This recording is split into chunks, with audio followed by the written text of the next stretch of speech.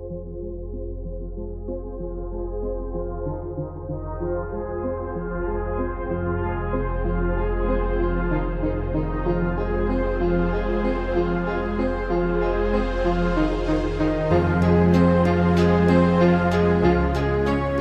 was a sad day on Saturday when it was revealed what would happen to Matt Cardona.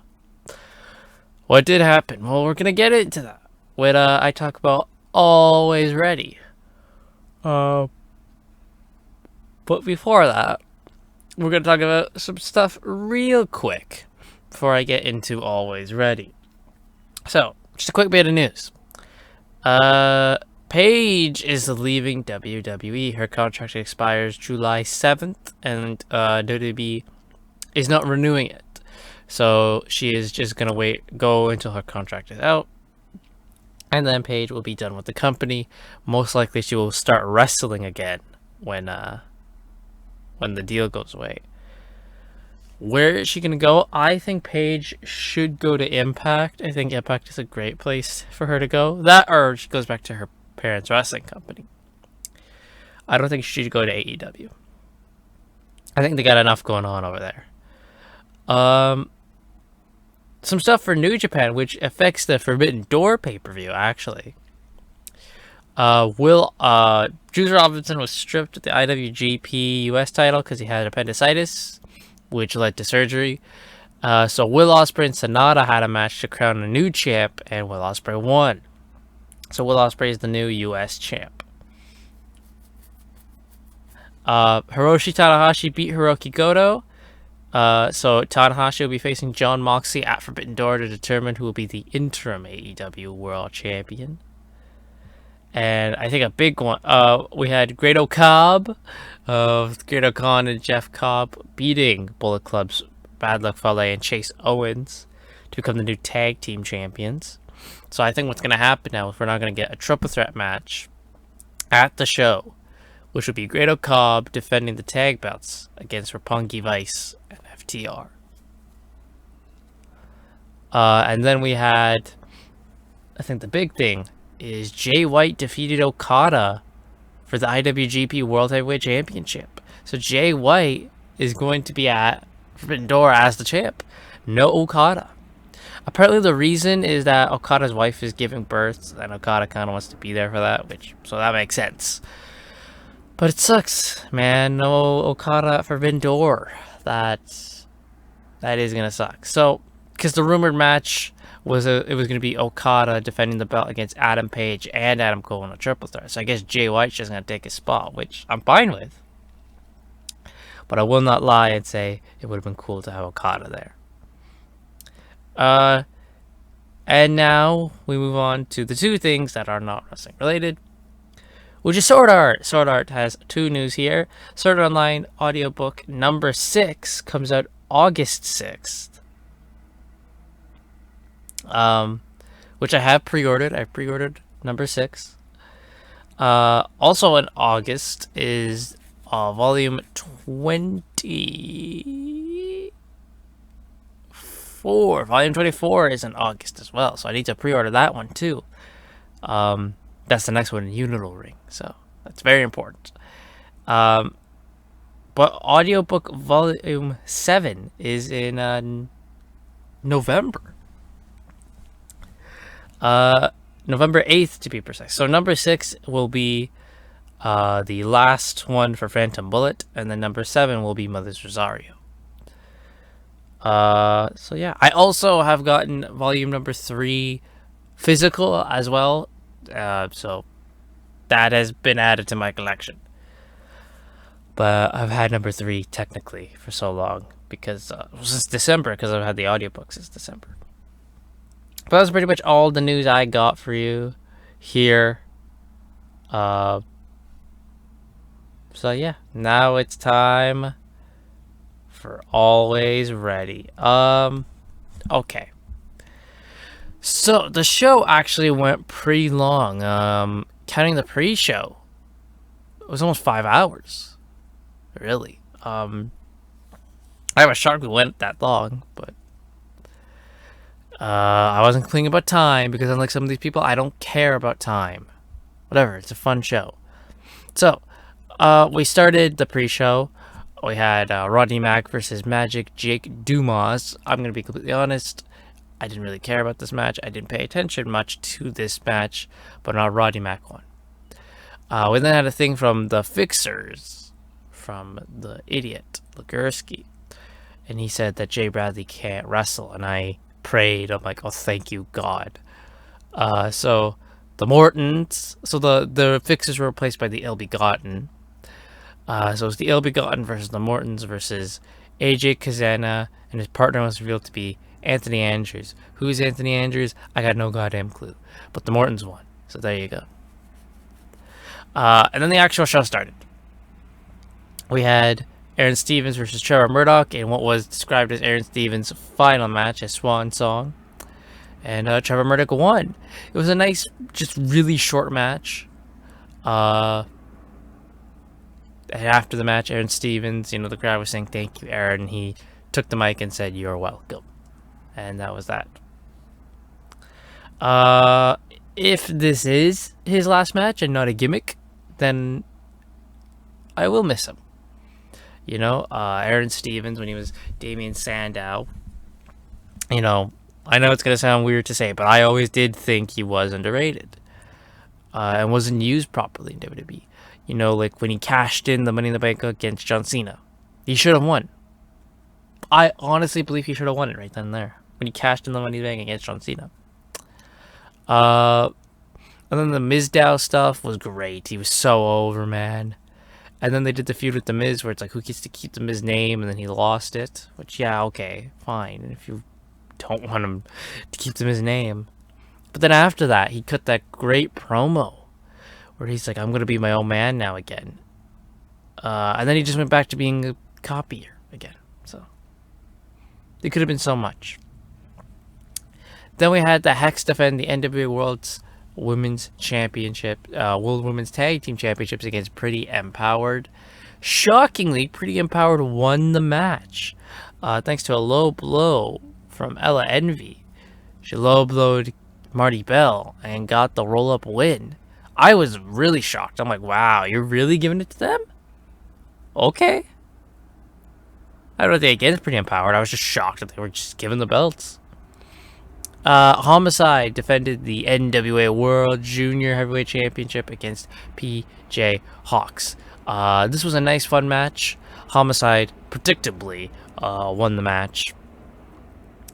And it was a nice, short television. It was a nice, short match. It's the type of title matches we've come to expect from Homicide. Nothing too extravagant, but it gets the job done. It's really good. Then after the match, Homicide and PJ Hawks were attacked by the Fixers. Jay Bradley's fine. He can wrestle. So the Fixers beat them down. And then Colby Corino comes out and he cashes in his Champion Series title match. And he and Homicide have a match. There was a big spot where Homicide dumped Corino onto the stage and Corino bounced. That was freaking oh my god. But in the end, and Homicide hit the cop killer on Colby and Colby kicked out, which was that. They built that up as a big thing. But in the end, Homicide beat him again. So it's way to make Colby Corino look like a complete another jamoke. Homicide wrestles a match, then the Fixers attack him, and Colby still can't beat him. I would have given the belt to Colby Corino here. Just because, again, it makes him look like a complete and utter loser. He can't beat Homicide after Homicide had a match and was beaten down. Taya Valkyrie fought Natalia Markova. This was Taya Valkyrie's, apparently her NWA debut, and stupidly they made her lose. So 2 stupid decisions back to back. Natalia Markova beat Taya Valkyrie. It would have absolutely made Taya Valkyrie win. No question. Jax Dane fought Chris Adonis for the national championship. This match I actually really liked. More than I thought I would. I really liked this match. This was a really good match. At this point, this was match of the night. It was weird to see Chris Adonis play the face. Because I'm not used to it. But in the end, Jack Stane, he hit his running clothesline and beat Chris Adonis and retained the belt. We had Sion versus Tom Latimer, which was added like during the pre-show. And Tom Latimer beat Sion. Again, this was a good match that I did not expect to be good, and it was very good. Well, I mean, obviously, I like both guys wrestling-wise, so I knew they could both wrestle. But it's like I didn't expect it to be as good as it was. Then we had Tyrus defend against Mims. So I got this wrong during the predictions. I thought Tyrus was he was getting to his 7th defense. I said on commentary that this would be his 4th defense. And I went, oh, well then Tyrus isn't losing the belt. And he didn't lose the belt. The story of this match is that Mims' left arm was screwed up. And they played that a lot. During the match, his left arm was pretty much made a non-factor. Tyrus hit him with the heart punch, beat him, and Tyrus retained, which I was fine with, because I like Tyrus. Then we had La Rebellion defend the tag team titles against the Commonwealth Connection. This match again was fine. La Rebellion messed up their finishing move again. They never hit it. I never see them hit their finisher. They always screw it up. But in the end, the Commonwealth Connection beat La Rebellion. That was the first... Colby losing and Taya losing were shocking, but it's kind of oh, that's stupid. Kind of shocking, right? This was the first time I was like, whoa, what? I was genuinely shocked. And yeah, they gave the belt to the Commonwealth Connection. Okay. Alright, I'm not against the Commonwealth Connection. I don't have a problem with them, but I was like, wow, really? They're the ones to dethrone La Rebellion? Because, no, I mean, with me, I would have just had the Briscoes win. I'd just give the Briscoes the belts. Camille defended her women's championship against Kylan King. This match was very good as well. Yeah, it was great because Kylan King was presented as being Camille's height, being the same strength as her, an actual threat to Camille. And in the end, Camille nailed her with the spear. It was actually a good spear. Sometimes Camille hits a good spear, sometimes she doesn't. But she hit a good spear in this one and retained the title. I would not mind if these two fought again and Camille beat her again. Then we had the main event. Matt Cardona came out. He cut a great promo about how he's proud to be the NWA champion. He takes this belt everywhere with him. Billy Corgan came out and kind of asked him to give the belt back. Then Nick Aldis brings his British ass out here. Don't know what the hell he's doing. Piece of garbage. And then he just insults Matt Cardona. Dude, the guy's injured and he's about to give the belt. Shut the hell up. Then Trevor Murdoch comes out. Trevor Murdoch wants a match. Then Tom Latimer comes out. And Tom Latimer says, Billy Corgan, you've never believed in me. You never believed I was a main event guy.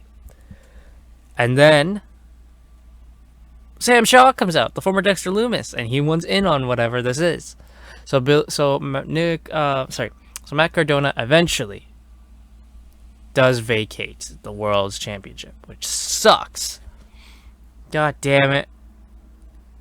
It sucks that he has to vacate the belt, man.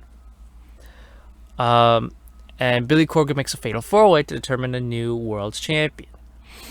This fatal 4-way was very good. I very much enjoyed this fatal 4-way. I was very much involved in it too, because I did not want Nick Aldis to win the belt. My first pick was Tom Latimer. My second pick was Sam Shaw. Trevor Murdoch, I didn't care if he won. Nick Aldis was the absolute worst case scenario. And it was a really good match. This fatal 4-way, this was match of the night. This was match of the night. And in the end, Trevor Murdoch won the belt back. I was shocked. I'm like, okay, we're giving it back to Trevor. But does this just mean that when Matt Cardona comes back, he just beats Trevor Murdoch again? Wins the belt from Trevor again? Okay, cool. Sorry, Trevor. Thanks, buddy. But yeah, that was Always Ready. I think overall, I give it a 7. A solid 7. It wasn't the best show ever. I think the Crockett Cup was better than this. So, but this is better than like WWE pay-per-views. So, it's a 7. It was a good show. Nothing more, nothing less. And that's it for me. That's it for me. I got nothing else to say other than I am looking forward to the wrestling I got going on. AEW Road Ragers this week. Blood and Guts is coming. You can bet I'm gonna get to do some reviews for those.